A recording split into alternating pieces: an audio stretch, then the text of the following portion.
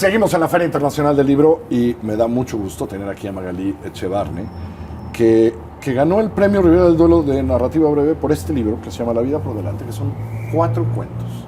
4 cuentos. 4 cuentos que ahora que los leía trataba de descubrir, yo te diré mi idea, pero tú dime, ¿cuál es el eje un poco de los 4? Yo creo que el dolor está en todos los cuentos de diferentes maneras, expresado y experimentado.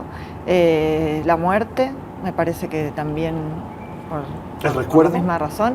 El sí, pasado. la memoria, creo que claro. La memoria, sí, ¿no? Sí. Bueno, esa era mi idea, pero tú decías, Sí. ¿el dolor? El dolor, y me parece que la muerte y los vínculos los atraviesan a todos, pero sí es cierto que como hay el pasado está muy presente en todos los...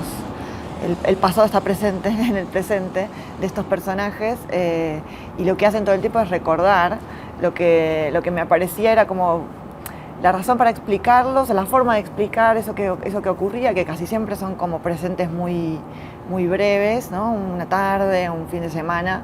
Era el pasado de esos personajes que yo digo que es como que se les viene encima, se les pone por delante, los acompaña como una sombra. Por eso me gusta el título a mí, La vida por delante, porque en realidad lo que está por delante no es el futuro, sino más bien el pasado, ¿no?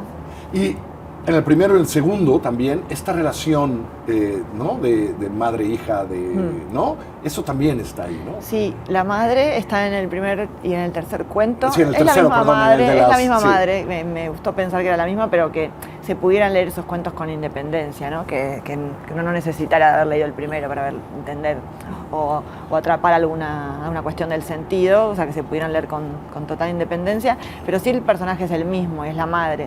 Es la madre que en el tercer cuento se convierte ya como en una suerte como de peso, ¿no? Como de esta piedra que la representa, una carga, un fantasma, una voz que le habla y la acompaña. Como me gustó ahí pensar los rituales alrededor de la muerte, está toda esa ceremonia de ir a tirar las cenizas, que es algo que solemos hacer, ¿no? Llevar las cenizas de alguien a un lugar, pero también como un muerto, además de ocupar su lugar en una cajita, porque se termina reduciendo a eso, ocupa un lugar casi infinito en la conciencia, en la memoria. Y por eso la frase final de ese cuento es increíble, ¿no? No sé si me la acuerdo. No sé si me la acuerdo. No, es que van a tirarla. Sí, Vale. cuando la van a tirar ¿no? y tiran un caracol y Cierto, luego dicen, cierto. no, yo tengo otra cosa Bueno, claro. con más peso y lo que le dice al final, ¿no? Como la Tírala, posibilidad a de ver, librarse, lo ¿no? más lejos que puedas, ¿no? Eh, Porque cuando has leído todo y dices, tírala a ver lo más donde lejos que puedas. puedas, tiene mucho que ver con todo lo que Total. has contado, con todo lo que se ha contado antes. Sí, no sabía qué hacer ahí, sí, que realmente estamos contando al final de un cuento que es como aguar la fiesta, pero no importa. no queremos. Pero sí como si ella la iba a tirar o no, que tampoco se sabe exactamente qué va a hacer, ¿no? Si se va a animar a tirarla. Me guardo para mí que creo que sí, que necesita descargarse. Porque de cualquier manera los muertos te acompañan siempre. De repente, y hay que agradecerle a algunos editoriales como Páginas de Espuma, porque de repente esto de los cuentos, si tú eres editora y trabajas en una empresa editorial, como que a veces las editoriales en los últimos años, ahora están regresando un poco, pero decían, no sé esto del cuento, ¿no? Es Bueno, decir, creo que en Argentina no tanto, ¿no? ¿no? No pasa esto, porque creo que nuestra tradición del cuento es tan fuerte y tan arraigada y casi siempre nos convertimos en lectores por haber empezado a leer cuentos, que creo no tenemos como esa mirada así como de reojo con el género.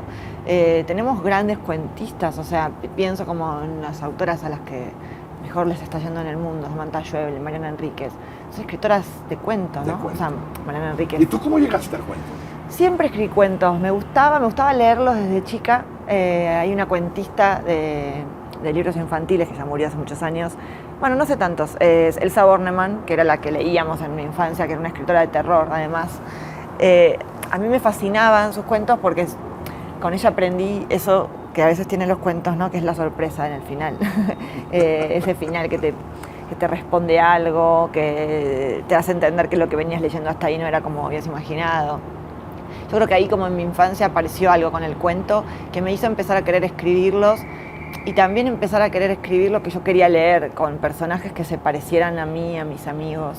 a mi mamá, a mi casa, a mi barrio. Creo que en general uno empieza a escribir así, ¿no? Como para traerse cerca. Eso que te gusta. Eso que te gusta y que hacen otros con su universo. Ahora, ya te dedicas a esto, ¿no? Ya me y a veces, ¿no? Y es tu segundo libro de cuentos. Es mi segundo libro de cuentos, sí. Y como escritora, y por lo que lees, y por lo que editas, y por tu trabajo ahí, de repente dices, a lo mejor una novela. Bueno, siempre uno tiene ahí como ese animal amorfo, que es ese documento que llama novela, diario, va cambiando de nombre según el momento. Tengo eso ahora a lo que estoy alimentando, pero la realidad es que venía entusiasmada y estos últimos meses volví a unos cuentos que tenía y estoy metida con eso y abandoné lo que estaba haciendo, que era, sí, quizás, no sé si una novela. Eso veremos qué es después, pero sí, uno veremos tiene a ver como, qué sale. sí, uno alimenta algo ahí que es. Porque de alguna manera, cuando uno lee La vida por delante, uno por lo menos imagina, tú me corregirás, que sí está pensado como 4 cuentos. Y a lo mejor había 5 y uno al final dijiste que no y tal, pero sí está pensado como un libro de cuentos, que no es lo mismo que solo pensar un cuento, ¿me equivoco? No, yo en este caso, que es diferente a lo que pasó con mi primer libro de cuentos, que digamos que yo reuní los cuentos que tenía y que más me gustaban y trabajé eso y los agrupamos con la editora y incluso para mí no era del todo homogénea la reunión. Después, ahora lo veo con distancia y me parece que está bien, pero en el momento nunca estuve del todo conforme. Acá yo sí quería hacer un libro y me había imaginado 4 cuentos que se pudieran leer como capítulos, pensaba, como 4 partes de una vida, ¿no? Refiero, como esto que decías al principio de que como dialogan entre sí, que de nuevo que se pudieran leer con independencia, pero que si uno los leía todos pudiera como hacer el recorrido por diferentes, no sé si etapas, porque las personajes tienen más o menos todas la misma edad, entre 40 y 50 años, son mujeres en esa década, digamos, pero sí como temas, ¿no? El trabajo, la muerte, el amor, la madre, los vínculos, la pareja. O sea, sí está pensado, es una narrativa, ¿no? Sí, lo pensé así como 4, me gustaba, incluso este era el orden con el que lo entregué, el manuscrito, con el que pensé el libro. Siempre me parece que el primer cuento y el último cuento, acá era difícil porque eran 4, no había demasiados movimientos para hacer, pero es importante, ¿no? Con el cuento con el que se comienza y con el que se cierra, sobre todo el primer párrafo del primer cuento, como ahí para mí hay como una exigencia extra. Sí, el primer párrafo del primer... Sí, claro. En general creo que el primer párrafo de todo, pero en un cuento y en un libro de cuentos, para mí tiene que estar todo, como el tono, la personalidad de quien narra, lo que miran esos narradores, cuál es el drama, ¿no? Bueno, porque además el primer cuento es muy contemporáneo, digamos, en términos de lo que pasa, ¿no? Sí, de total. lo que sucede, las conversaciones entre estas mujeres sobre lo que pasa. Sí. Me las imaginaba como una reunión de grupo de amigos medio finales de los 80s, 90s, que un poco es no tanto mi infancia, quizás más la de mi hermana. Porque entonces me acuerdo cosas que me han contado esas noches, que quizás es muy diferente ahora cómo se viven los vínculos con los niños. Antes no participaban más de la fiesta, se les fumaba encima, se dormían en unas sillas como podían. Ahora hay como un cuidado excesivo a que sí, todos, ¿no? Están encima. Se vayan a dormir temprano. Y no es accidental que haya una editora. Hay una correctora, sí, generalmente es correctora, ¿no? Que ¿no? Bueno, es un poco más invisible la tarea. Hay algo de las tareas invisibles, ¿no? Para mí en el libro también, como los cuidados de la madre, los cuidados de los otros, la asistencia en el cuarto cuento, esta asistente del director, ¿no? Como estas figuras que están tras bambalinas, y la correctora es un poco eso, como alguien muy importante, muy imprescindible a la hora de hacer un libro, pero bastante invisible en su tarea, incluso más que la del editor, que bueno, estamos acá, vienen a las ferias, ¿no? Hay algo de la fama que... Pero uno reconoce cosas que algunas editoriales a veces no hacen, que es cambiar esas palabras que nosotros no entendemos, ¿no? Bueno, claro, hay algo de la traducción que a mí me llamaba la atención en estas novelas eróticas, que por mi trabajo leí muchas, que era que nosotros recibíamos la traducción que España hace, y bueno, venía con todo su lenguaje. Contabas en la presentación, ¿verdad? Claro. De que por tu trabajo, cuando leías novelas eróticas, decías, ¿qué es esto? Bueno, lo volvía todavía más extraño, decir? ¿no? Claro. ¿Qué es exactamente eso que quiere decir, no? Que lo tradujo, qué sé yo, un mexicano o un español español o un En general colombiano España, le puse claro, la palabra. porque Que realmente en igual sería España, ¿no? extraño también si nos leemos, si ustedes leyeran una traducción rioplatense absolutamente, ¿no? O nosotros una mexicanizada. Pero entonces eso le generaba más extrañamiento para mí a ese tipo de novelas. Y me divertí imaginarme quién podía estar detrás de una saga de novelas eróticas, quién podía ser ese personaje.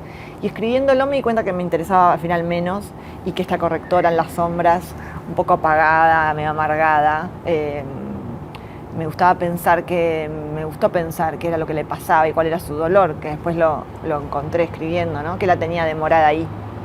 O sea, ¿por qué estaba ahí? Como vas descubriendo con otras, ¿no? Sí, con otros sí. y otros personajes. Sí, pero ¿no? que ella como que arrastra algo, ¿no? Un trauma, un dolor.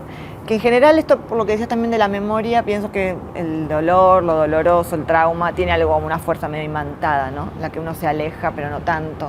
Vuelve como algo medio planetario. Muchos de los personajes están pensando en su vida pasada, ¿no? Cuando tú te los encuentras en este momento, en cada uno de estos momentos, ¿no? Sí.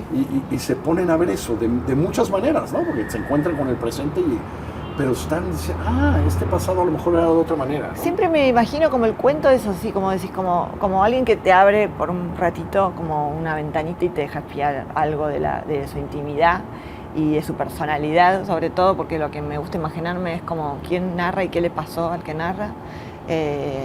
Y en ese sentido creo que aparece todo eso, como esos matices de la vida íntima y de su pasado, que es la forma en la que muchas veces tenemos de explicarnos casi todo en la vida, ¿no? Nos tenemos que mirar atrás para entender por qué estamos donde estamos.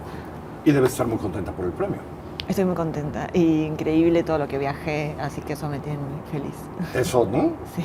Ahora, me dicen, algunos que se sientan en esa silla me dicen, claro, son los viajes y las entrevistas y tal, ya tengo que regresar a escribir. Sí, total. Sí, esto no se parece a escribir, ¿no? No tiene nada que ver con escribir. Cuando venía para acá, del aeropuerto, en el taxi que miraba la ciudad, pensaba, qué increíble que 4 cuentos me hayan hecho recorrer tanto y viajar tanto.